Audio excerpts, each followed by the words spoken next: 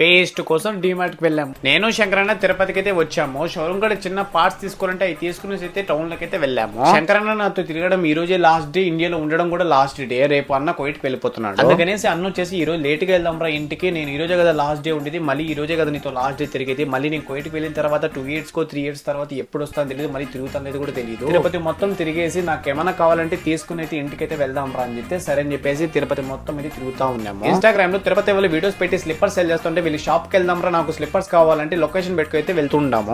పోయి ఈ గూగుల్ తల్లి నమ్ముకుని ఎలా పడితే అలా మమ్మల్ని తిప్పుతానే ఉంది కానీ కరెక్ట్ లొకేషన్ మాత్రం చూపించడం లేదు. ఏమో ఇంటికి వెళ్దాం పదరా అని చెప్పేసి వెళ్లేదావులు డిమార్ట్ వస్తే నేను ఒక వస్తువు తీసుకోవాలి, డిమార్ట్ లోకి వెళ్దాం పదరా అంటే డిమార్ట్ లోకి వచ్చేసాము. డిమార్ట్ లోకి వచ్చాక ఏం తీసుకోవాలన్నా నువ్వు డిమార్ట్ లో అంటే పేస్ట్ తీసుకోవాలని చెప్తాడు. ఆ ఒక్క మాటతో నేను అసలు ఏం మాట్లాడలేదు. ఒక పేస్ట్ కోసం లోపలికి వచ్చి వాటర్ బాటిల్, సోప్ బాక్స్, ఇంకా కొన్ని వస్తువులు అయితే తీసుకున్నాడు. అవి బిల్ ఏపి చేసుకుని బిల్ పే చేసి ఇంటికి అయితే రిటర్న్ అయిపోయాం. నైట్ 11 ఇంటికి వచ్చేటప్పుడు